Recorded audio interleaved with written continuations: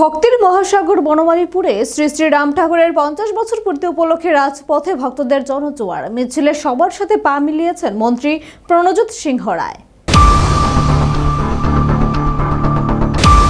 শ্রী রাম ঠাকুরের আশীর্বাদে সিক্ত বনমালীপুর, তার আদর্শ ও ভক্তির জোয়ারে ভেসে গেল রাজধানীর রাজপথ। রাজধানীর বনমালীপুর স্থিত শ্রী শ্রী রাম ঠাকুর সেবা মন্দিরে 50 বছর পূর্তি উপলক্ষে আয়োজিত বর্ণাঢ্য র্যালি এক ঐতিহাসিক মুহূর্তের সাক্ষী থাকলো।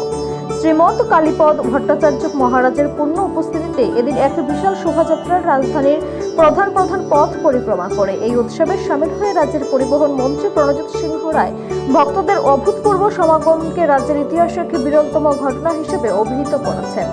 এদিনের এই বর্ণাঢ্য শোভাযাত্রায় মন্ত্রী প্রণজিৎ সিংহ রায় ছাড়া উপস্থিত ছিলেন আগরতলা পুর নিগমের মেয়র দীপক মজুমদার সহ অন্যান্য বিশিষ্ট ব্যক্তিবর্গ। রাজ্যের বিভিন্ন প্রান্ত থেকে আসা রাম ঠাকুর আশ্রিত ভক্তদের ভিড় দেখে অভিভূত মন্ত্রী সংবাদ মাধ্যমের মুখোমুখি হয়ে বলেন, আশ্রম কর্তৃপক্ষ যেখানে 5000-এর মতো ভক্তের সমাগম হবে বলে আশা করেছিলেন, সেখানে আজ প্রায় 8000 ভক্তের পদচারণায় মুখরিত হয়েছে বনমালীপুর।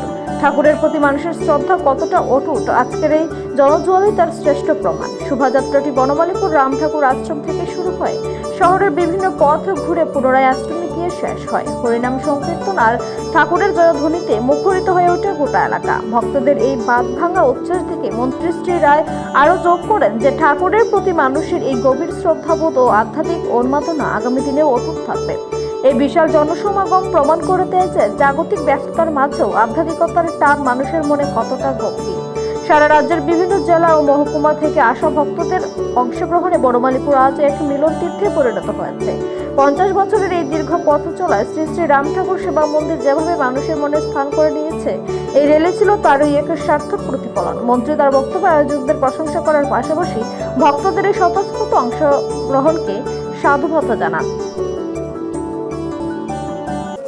দেখুন, শ্রী শ্রী রাম ঠাকুর, আমরা এখানে যতজন উপস্থিত হয়েছি সকলে আমরা ঠাকুরের আশ্রিত, এবং আজকে এখানে বনমালীপুর শ্রী শ্রী রাম ঠাকুরের সেবা মন্দিরে যেখানে 50 বছর পূর্তি উপলক্ষে বিভিন্ন রকম এখানে অনুষ্ঠানে আয়োজন করা হয়েছে, এবং এখানে আমাদের আমাদের মহন্ত মহারাজ যে এখানে আছেন, গতকাল এসছেন, এবং ওনার হাত দিয়ে শুরুয়াত হয়েছে এটা।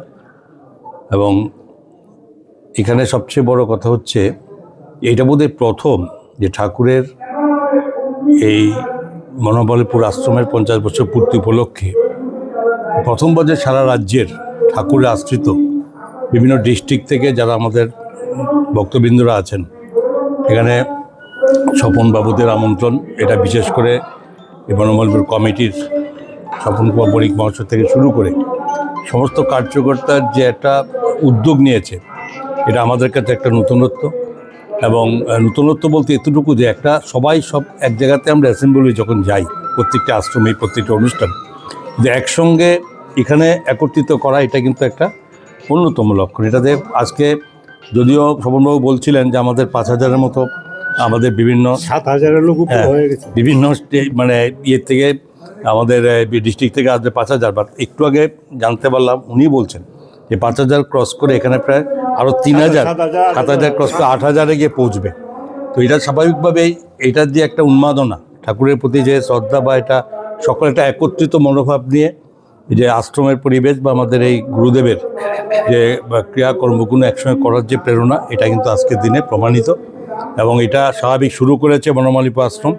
আমার মনে হয় এটা অন্যান্য সময়ে আমাদের অন্যান্য ডিস্ট্রিক্টে বিভিন্ন আশ্রমগুলো এই ধরনের উদ্যোগ নিয়ে সেখানে প্রত্যেকটার মধ্যে এটা করা হচ্ছে আমাদের পরবর্তী লক্ষ্য। আমি এখানে সমস্ত আগত ভক্তবৃন্দ থেকে শুরু করে সকলকে আমার অত্যধিক শ্রদ্ধার প্রণাম আমি জানাই, যাতে এটা সুন্দরভাবে আমাদের মধ্যে আগামী দিনে এটা প্রয়াস থাকে। নিজস্ব প্রতিনিধি রিপোর্ট, এশিয়ান টাইমস।